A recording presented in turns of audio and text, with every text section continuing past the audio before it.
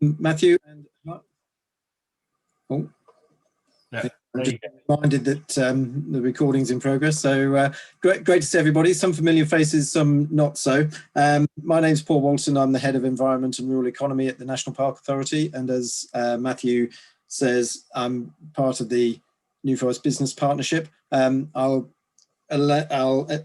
let my colleague Olivia introduce herself in a moment when I set the scene and sort of hand over to Olivia. And I'm glad in sort of introducing this topic, Matthew, that you sort of got the excuses in first, that we're not going to be there to telling you what businesses should do around all this. What we're actually sort of looking to try and get from you today is some sort of sense of perhaps what you need, and then we might be able to signpost those inquiries to others. What we certainly will be able to do is give you the context of what we are doing as a National Park Authority in aiming to encourage the National Park to become, or to enable the National Park to achieve net zero emissions by 2050, and a government legal commitment. I will leave Olivia to sort of do the scare story of what's going to happen if these emissions continue to go up. But national parks nationally are being promoted as being required, if you like, to be at the forefront of the national response to both the climate and nature emergencies. And as a consequence, we're developing with colleagues around the country climate action programs under the sort of heading of net zero with nature. So to some extent, we will be concentrating or focusing on land-based sectors, sustainable land management, and improving the opportunity for soil and carbon sequestration, and looking for what we term nature-based solutions. So all of those things may not be at the immediate forefront of your particular business, but it sets the context of where the National Park Authority, if you like, is working. We will be encouraging, through our planning function, to encourage low carbon development, whether that's residential or business. And we'll be encouraging climate action at strategic levels, sort of up and down sort of our local area, if you like. And I'm conscious that there's a plethora of organisations out there to help and support businesses. Business South, Solent LEP, the Hampshire Chamber of Commerce, just to mention a few, and they're all rapidly sort of developing their own strategies as to how to address climate change. And I know that Matthew in particular would like to move us on from strategies and into actions and what we can do around some of that. So forgive us if we develop a little further the strategy element, but when Olivia's had the opportunity to explain the strategy behind the National Park in terms of climate action, then we can perhaps go into a discussion around the potential actions that businesses can take, as I say, the support that you might need and the opportunities that we might develop over the coming months to sort of assist you with some of that action. So I'm going to hand over to Olivia now, who has been in post just 2 or 3 months, I think. It's one of those, in the Zoom and Teams world, you forget time sort of goes strangely, doesn't it? I think Olivia and I have met in person about 6 times in the 2 to 3 months that Olivia's been in post.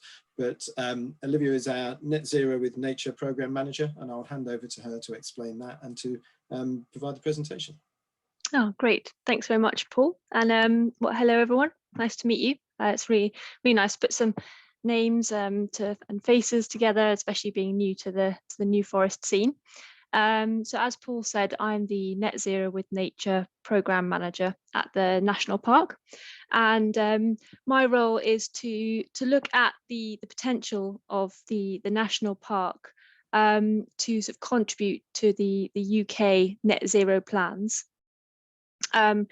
by understanding the potential that the natural assets in the National Park can play with regard to sort of sequestration and storage of carbon. So as I'm sure you're aware, lots of companies have declared net zero ambitions, and the concept of net zero means that companies will reduce their emissions as far as possible and then find ways of offsetting those residual emissions that they're unable to get rid of themselves. So that's what we're doing at the National Park, is looking at is there other opportunities, or what are the scale of the opportunities in the national park to sort of for the trees, for the other habitats, for the peatlands, for the wetlands, to sequester more carbon, store more carbon, and help us essentially mitigate climate change.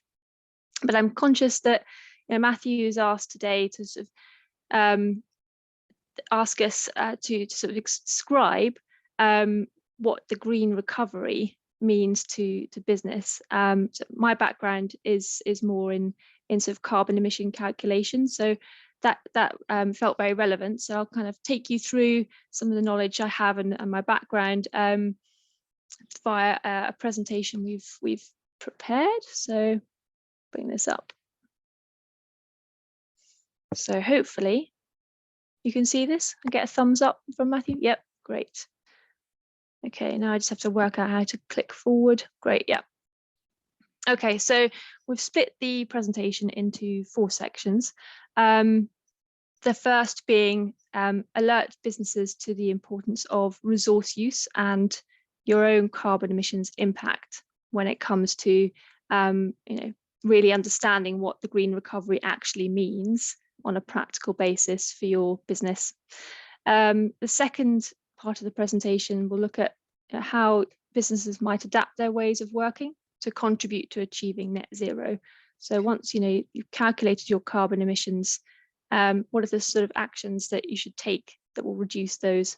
And the third element is sort of what are the risks to the national park when it comes to climate change, and what are the associated risks that will impact on your business? I suppose that gives you the context and the impetus and the drivers for taking action in this area, if all the bad news stories weren't enough already. And then number 4, I'll finish off with why the Net Zero with Nature programme I'm managing is a key element of the national park's work, and what the national park is doing in a bit more detail on that climate sort of regulation.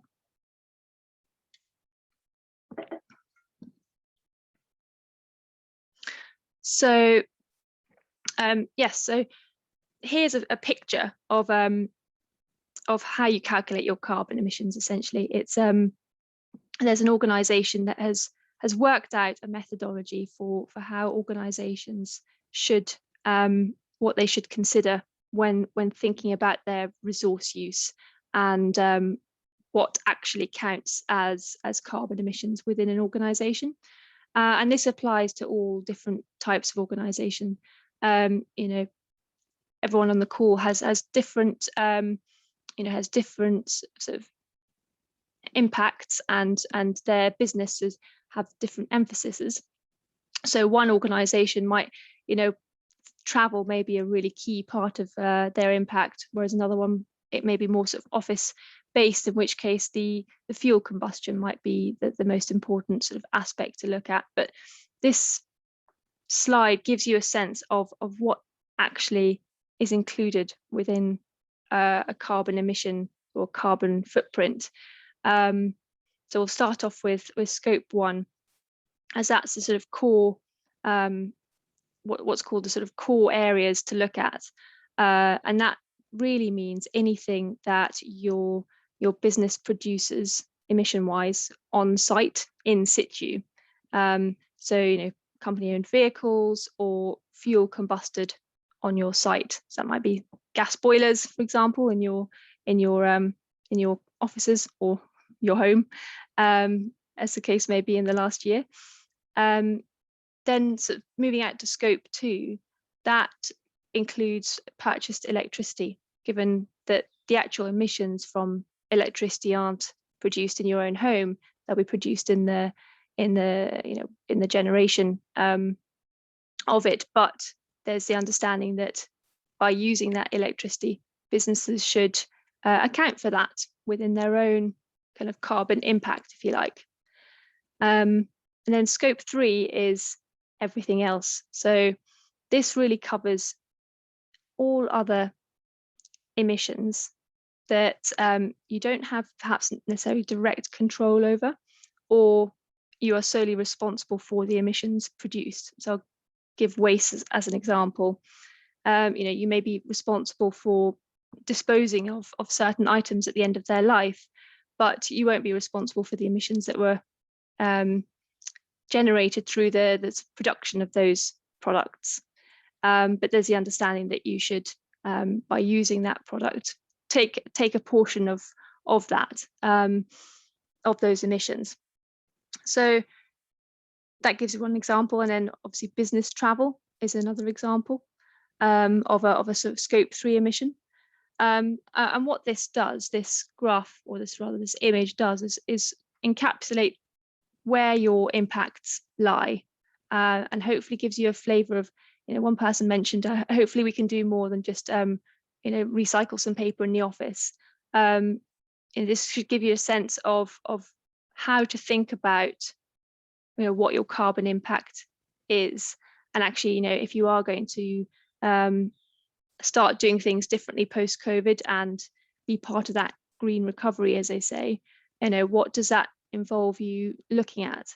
So hopefully this will give you a good sort of basis for sort of thinking, and perhaps you can just point of discussion with others within your organization as to what impacts are, or rather what emissions are relevant to your business. So if you own a building, you might want to concentrate on sort of accounting for the energy use within that. But then if you are just renting out buildings, maybe if you're a sort of conference venue organizer, you might be looking at the impact of people coming to the venue and going away from. So that gives you a sense of how to to think about the impacts, and obviously not every business will have the same ones. So if we move on to the next slide. So obviously once you're aware of what your actual impacts are, and you've produced a carbon footprint, that gives you a sense of how to manage your impact. And as all good business owners will know, what you don't measure, you can't manage. So it is an important part of the story, and gives you a sense of where to concentrate efforts as well. There are then a number of things or actions you can take to actually reduce those carbon impacts.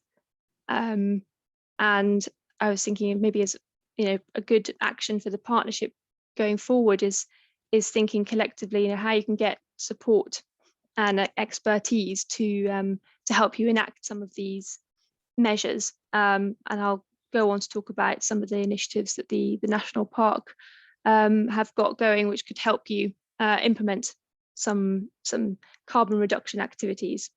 So just to go through the list here, we've got obviously reduce energy being one prime example. So looking at the type of lighting that you use. There are different forms of light bulbs that carry with them different energy ratings. So conducting a review of the energy used within your premises could be a really effective way of reducing emissions. And I noticed one of your businesses was around helping clients cut costs. Well, energy can be a significant cost base for a business, and so reducing energy could really help reduce that cost base. Sourcing energy from a renewable energy supplier is also a very, very good way of having an influence over the UK's energy sources. So by supporting companies such as, I don't want to sort of name check some over others, but the two come to mind are, Ecotricity or Good Energy, who ensure that the energy they supply is from renewable sources, can really help move us towards that green recovery away from a fossil fuel based economy to to a renewable based economy, and that doesn't require action other than changing an energy contract. So it could be applicable for any size of business, because perhaps other actions could be a bit more tricky for some of the smaller businesses. So that's definitely a very easy win there to be aware of. Reducing travel, that's a very important aspect to look at. So travel emissions in are some of the most some of the one of the largest aspects of the UK's carbon emissions. So, you know, all businesses playing a part in reducing their emissions from travel can play a big part in the UK's sort of green recovery as a whole. So, you know, COVID has been obviously, you know, seen us all massively reduce our travel. I saw that overall emissions in the world had reduced by 8% as a result of COVID. So, you know, a reduction in travel will have played a part in that, which is really interesting. I think, you know, now that we have Zoom and Teams, the opportunity to reduce travel has become a lot more, you know, the norm, which is excellent from a carbon emissions point of view as well, and something for businesses to shout about. You know, if they do this work, talking about how they're contributing to reducing their environmental impact. Using low carbon forms of travel is another way of reducing your carbon impact. And I'll go on to talk about how you can do that in the New Forest. So the national park have got several initiatives going, which I'd like to make you aware of. Reducing waste and increasing recycling. As somebody mentioned, the recycling paper, that is an obvious example of how you can reduce your carbon impact. Less known is reducing food waste. So that's actually one of the huge contributors to climate change. So if you're going to target your waste reduction, reducing food waste is where I'd recommend starting. So I think it's a sort of a fifth of carbon emissions in the UK, of something of that magnitude comes from food waste and in landfill, which is a huge number. We've all heard about the impact of plastics on marine life, but less known is actually the carbon impact associated with plastic use, given the hydrocarbon sort of source of plastics. So looking at the materials that you use within your business, perhaps any products that you provide to customers, exploring whether what they are made of and whether they can be whether there are alternatives that have a lower carbon impact, is one thing to look at, and more broadly, purchasing sustainably can also help reduce your carbon impact. So that extends beyond plastic use to energy efficient equipment, for example. Ensuring that all of your equipment, printers, for example, are up to date, will ensure that your carbon impact is lessened, as energy efficiency is constantly evolving and new products are becoming much more energy efficient. Now there are sources of funding and expertise available for small businesses, from people like Hampshire County Council, Wiltshire County Council, the LEP, and New Forest District Council, who will have sort of metrics around business support. So it could be worth looking at what they're offering. I know Hampshire County Council have a climate change strategy, and helping the business community reduce their emissions is one of those things that they're really keen to move forward. So it could be worth exploring as a partnership how you can tap into those sources of support, or how we collectively can tap into those sources of support for funding and expertise to develop some of these, or to undertake some of these actions where that support is needed. So to move on to the sustainable travel initiatives, my colleague Jim Mitchell at the authority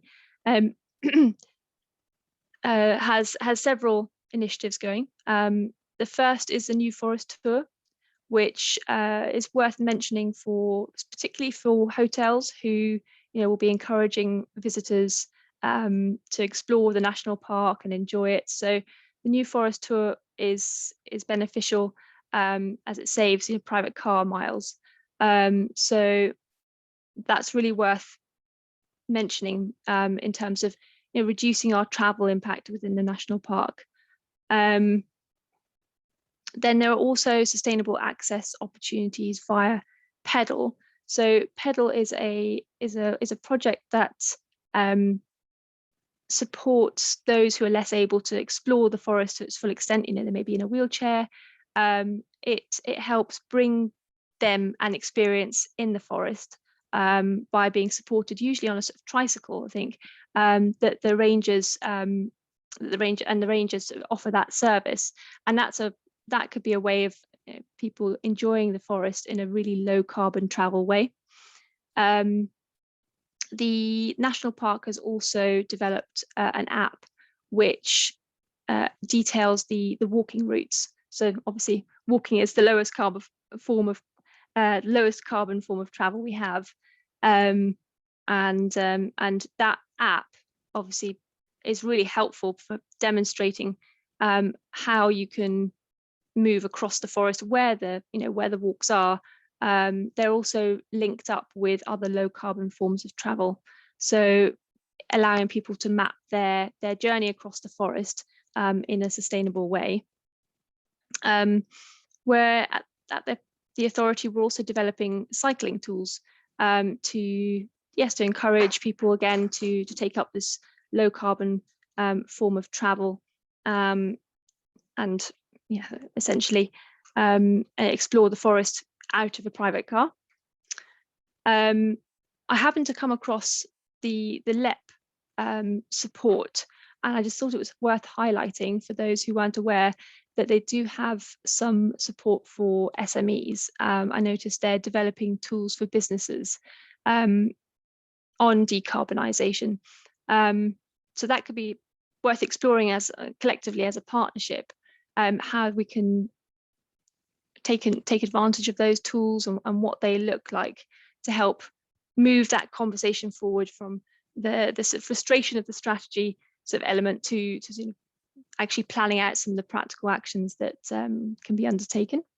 I also happen to see that they have a conference coming up which might be of interest to attendees, as it will be discussing specifically how businesses and the economy can be supported to revive and renew post-COVID in a way that is also compatible with the sort of decarbonisation agenda. So that's on the slide here. It's on Thursday, the 24th of June from 10 till 12. And we'll send these slides round afterwards, just so you have that noted down. So moving on now to sort of more of the national parks role, and more of the sort of impetus around taking action on the green economy, because many people, the first thing they say is, well, we'd like to do something on reducing our carbon emissions, but we are concerned about the cost aspect of it.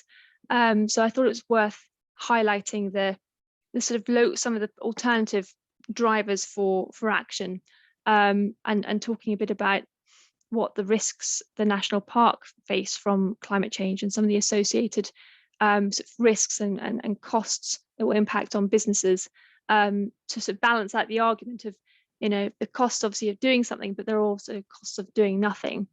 So I thought I'd offer up to the attendees whether they can name 3 effects of climate change on the New Forest. I don't know if anyone wants to volunteer an answer here.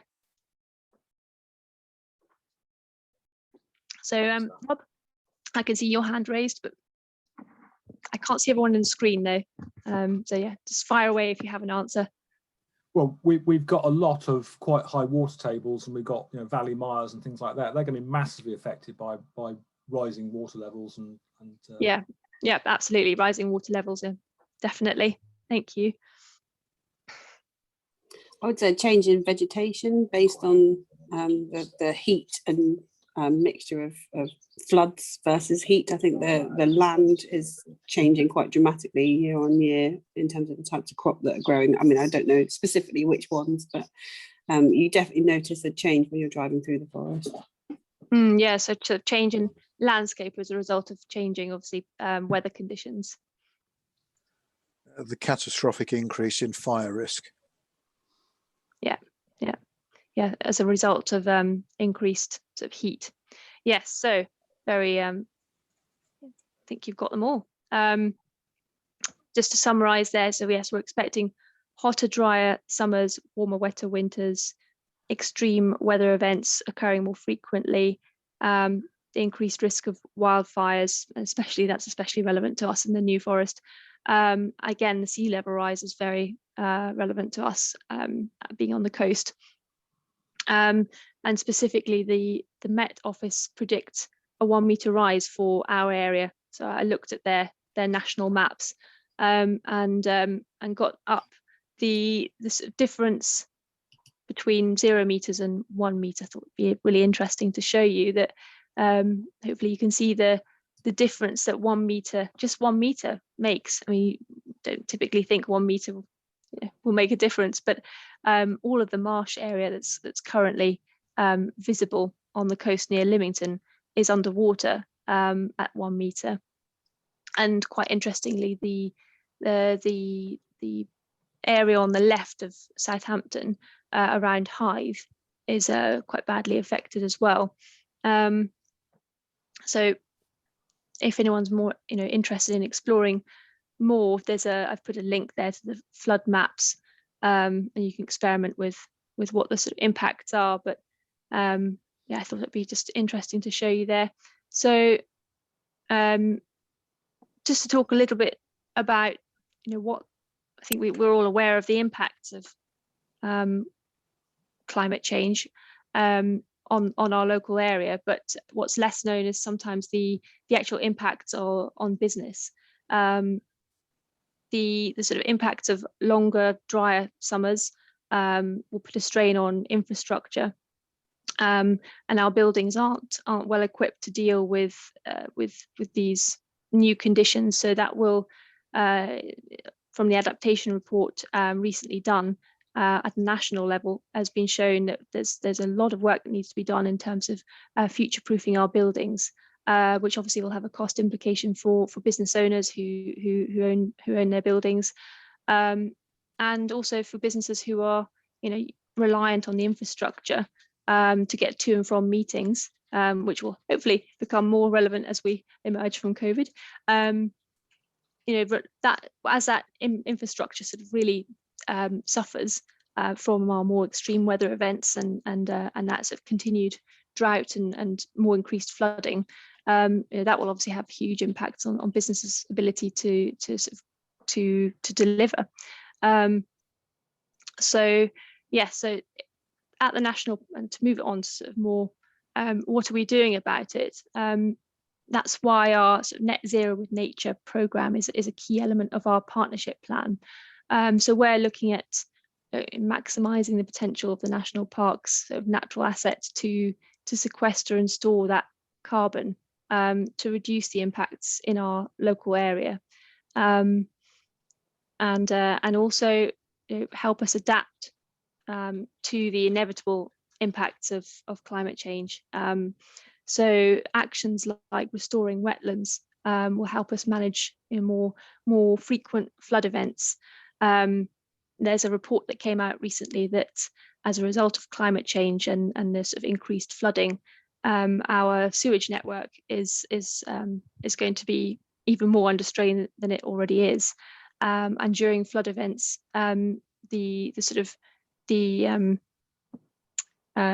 drains will have to emergency release the sewage, and that could play havoc on our natural environment and end up in our waterways. So the work we do to sort of reduce flooding as far as possible, and the natural solutions such as tree planting can help prevent that water actually getting to the drainage system, and that eventuality with the sewage leaking not occurring. Some of the other work we're doing is around the hedge restoration there. So that we'll be working with land managers to restore hedgerows, as that's a good way of sequestering and storing carbon within an agricultural context. So what we're not looking to do is put a plan in place without consultation. Obviously, we want to work with all our stakeholders in the new forest and explore the opportunities that make sense in the way that the land is currently managed. So helping and supporting farmers is one very important aspect we'll be looking at to sort of see how they can increase the carbon sequestration and storage whilst also continuing to farm and produce food locally. So hopefully that's given you a summary of the practicalities that for businesses and what the work that the national park is focusing on. And I'm very happy to take, Paul and I are very happy to take questions. Or I don't know, Paul, if you wanted to say, to continue on, I'll let you say a few words if you like. I think it's high time that we heard from others, I suspect, Olivia. So pass back to Matthew to coordinate the discussion. Great, thank you. So I've just closed that so we can see everyone again now. Thank you so much, Olivia, for taking us through that, and Paul for your setting the scene, and also for talking about action rather than just more strategies, because that's really important. Local businesses just would need a nudge in the right direction, and so let's see what people come back with. So for example, I'm a hotel. A lot of traffic comes to us, of course. We're trying to do our best, as is Maurizio around the corner. We have the fortunate situation of being right next to a mainline station, so that's great. So we don't need to bring everyone by car. But we're also very keen on promoting cycling through Cycle Experience here in Brockenhurst. But one of the questions I get asked most weeks is, why can you not cycle from Brockenhurst to Lymington? Because at the moment you have to go on a train, because there's no safe, whether you can cycle it, but you're going to get squashed on that road. So it's just practical things like that that show that an area is really addressing as many of these things as possible. So yeah, over to anyone with any thoughts about, have they been inspired to do something for their business? Alice, over to you. Two things. You can cycle from Brockenhurst to Lymington. If you go to Roydon and behind the Filly, yeah, but you then what come do you do? out at Sandy Down, Yep, and then you come out at the Red Lion, and then you go, you come out at Wellworthy's. yeah. So at no point, Ampress, I mean. So at no point do you go on a road. Only to get to the Filly. Yeah, it's part of the thing. That's the only bit. We've got great cycle paths here, great cycle fun. routes, and it would be fantastic to have a cycle highway, because it's such a key route. Yeah. Yeah. And also we've got the blue bus coming into Holborn Bashley every day. It actually comes right into the park and goes around the roundabout to pick up our guests. So it's a great way to stop them driving all over the forest. Definitely. No, the New Forest Tour is fantastic. It's great that it's a longer season. And the blue and the green stop straight across the street from me, so that's even better. So that's a great initiative. Be perfect all year round, or at least for the whole season. But I think those buses do school runs, so they can't do everything. Any other thoughts from anyone? Rob? First of all, thanks, Olivia. It's a great presentation. I mean, you heard a fairly impassioned request from Matthew at the start to make it action focused, and you really, you did deliver on that. I think it's one of the most practical presentations I've seen on the implications of climate change for business. So thanks very much for that. Got a couple of questions. One, in the average business, and there probably is no average business, but what are the easy wins? Is it looking at staff, transportation of goods, services, and so on, or is it deeper than that? I'd say the easy wins. I mean, looking close to home can be a really easy win, and definitely transport, given the initiatives that are going on in the New Forest, could be could be a really easy win, given the availability of cycling routes through that app and the walking routes as well. Then yeah, I'd say, I mean, easy wins tend to be ones that have a cost saving implication as well. So that can be a absolute win-win for business. And reducing energy is one really easy way to do that. So yeah, looking at your heating and your lighting would be one really easy win. It can be really simple.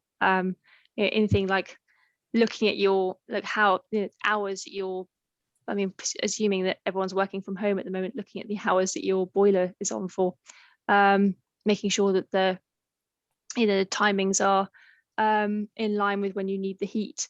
It can make a huge impact on your energy bills. And then also exploring how you work as well. So the technology you're using is your equipment energy efficient? That's a good way of reducing your energy. So yeah, I'd say those are some of the key easy wins. Okay, so lots of quite visible stuff there, but there's a big invisible imponderable for my particular business. So I build websites. I do lots of stuff with data centers. My clients do lots of stuff with data centers. How on earth do I go about looking at the carbon footprint of something like that? Of a data center? Yeah. And particularly my tiny proportion of the usage of that data center. And I have no idea what that proportion is or how to calculate it. Yeah, so I think this is where sort of the partnership kind of working comes in, and where you can get support to sort of actually calculate your carbon impact, because I can go through the theory with you today, but there are it is a technical subject, and I think you've raised a really interesting example of where it can get a bit what emissions do you count, what emissions do you exclude, so exploring as a partnership where those sources of support are to actually calculate your emissions and create that carbon footprint, I think would be a really good use of time for actually helping think about, as businesses, if you're going to do anything differently and your recovery is going to be green, how does that actually, I think that kind of carbon footprint calculation really is really key. I know that some local authorities do have small business support schemes, and many of them have carbon footprint calculations as part of that. So that could be something we, as a partnership, want to explore in bringing about this green recovery. That's certainly interesting to think about. Okay, well, welcome to the MPA team. It's good to see you here, and thanks for great presentations today. Thank you. Thank you. So across to Vicky. I was just wondering whether there's ever been any thought of sort of collective purchasing for New Forest businesses. Not only would it reduce deliveries into the forest, but it quite often, whether it's true or perceived, there is a perception that green initiatives are expensive and not the most cost-effective way of running a business. And a lot of the businesses in the New Forest are micro, and every penny counts. So I'm just wondering if there's any kind of scheme that we could look at, which would be, collective buying, so that you not only reduce carbon travel, but you would also, do it cost effectively for the businesses involved. And that could be anything from, electricity through to paper supplies, through to all sorts of different things it could build over time. Absolutely. Yeah. I don't know if Paul would like to comment on that, but we have tried, Vicky. Certainly, if Anthony Clemson's on the call, he would say that for many years we've tried I think it was called a New Forest Matrix at one point, and it was an attempt for us all to, certainly in hospitality, because we're major purchasers and major providers of a lot of the vehicles on the road at certain times of day. It's been tried but never quite works. I don't. But now there's a bit more absolutely, government and local authority kind of emphasis and oomph behind it, isn't there? That it might actually get some momentum, perhaps. Yeah, so I think my recollection of that is that the range of goods that people were looking to purchased in was so broad that it was difficult to get consensus around sort of what might be collectively bought. I think, Vicky, you mentioned things like collective response to energy usage and energy suppliers. That might be something that could be more immediately beneficial, because as Olivia referred to in her presentation early on, to some extent it's a flick of a switch. If we're to do that, if there was a way perhaps in which we can work as a partnership, there may be a collective benefit in going back to some of those suppliers. So that's certainly one that I've noted down here. The collective purchasing bit, I think we'd have to go back to New Forest District Council to see what the blockers were on that, because it did rather run away into the sand, didn't it, Matthew? Yeah, absolutely. And of course, other little operations are trying to do that. So Liz is doing some great stuff with Shop New Forest, and indeed the New Forest Mark have had little attempts at that, particularly during the lockdown. There was an electric van running around delivering and so on.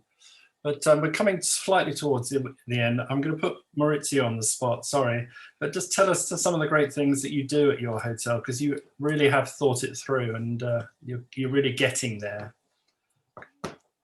Well, we're, for example, we were talking about the food waste earlier on. I think it's important to also to consider the beginning of the food chain. For example, where and what we buy before we waste it. For instance, when you buy your bread from the local baker, it has a much lower impact than buying your loaf of bread from a supermarket, from a high street supermarket, or your eggs.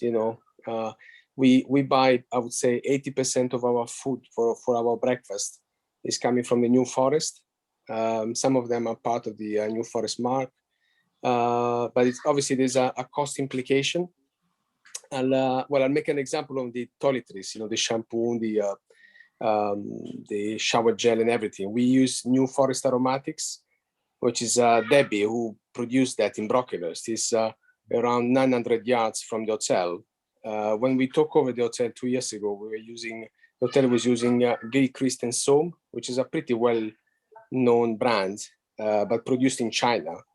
It's a London brand, but produced in China. And now that we use New Forest Aromatics, produced in Brockenhurst, that cost us 40% more than what we were paying Christian Soap before. So obviously it's all organic, but instead of having a huge factory in China, there's two ladies filling up the bottles in a shed in Brockenhurst. So the scale of production makes the price much higher. So that's obviously it's a choice for us to do that. But there's definitely a cost implication. So we've done quite a few things, and everything is listed on our website.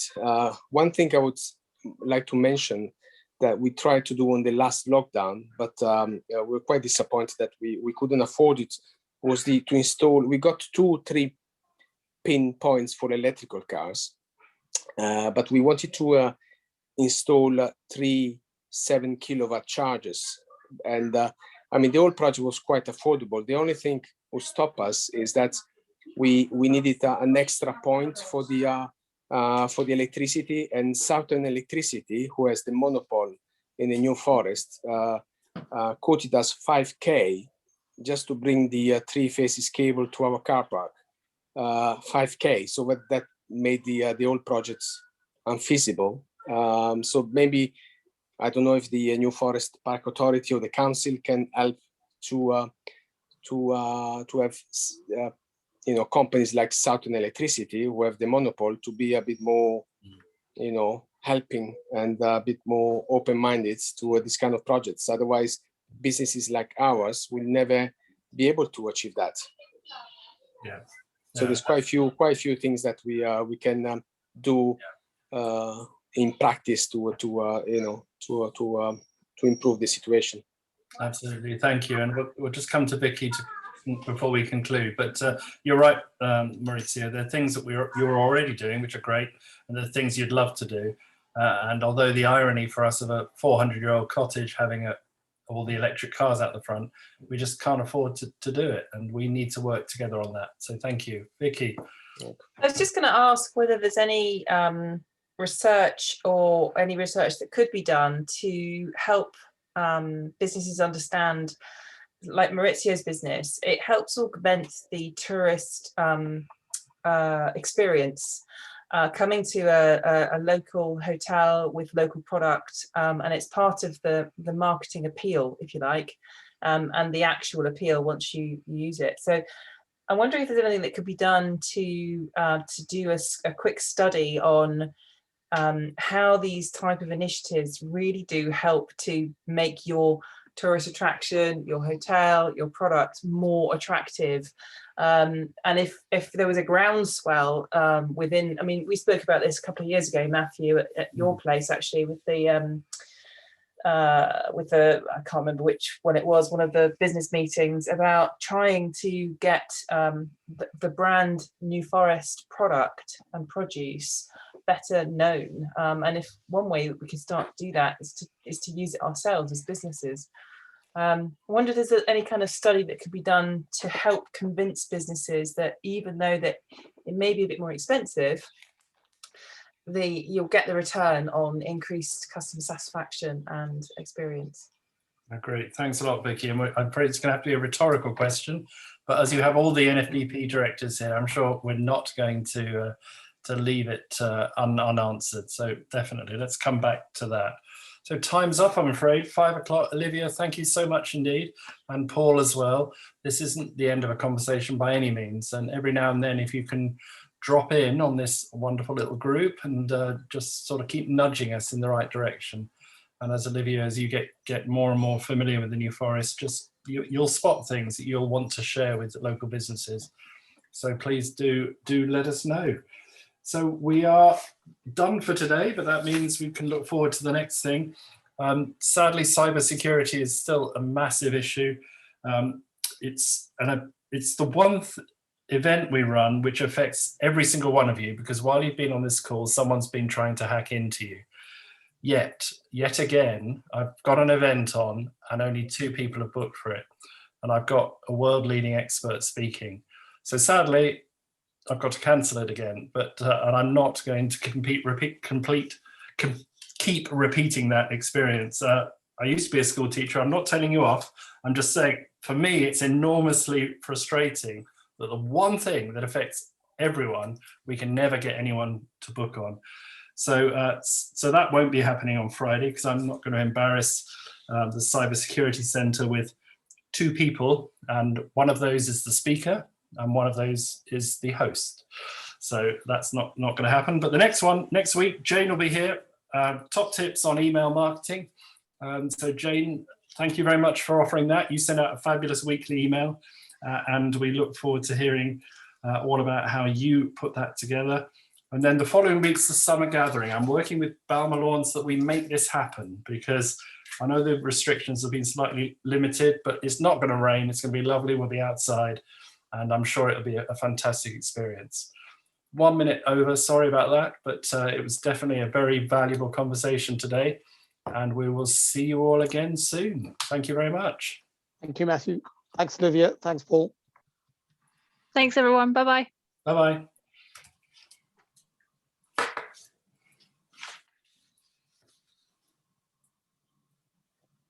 It did feel like a conversation. It was, yeah, there was a lot more approachable ideas in that.